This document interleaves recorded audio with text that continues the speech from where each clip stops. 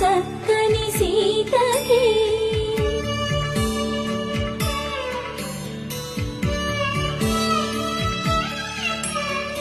ఎర్ర జాబిలి చేయి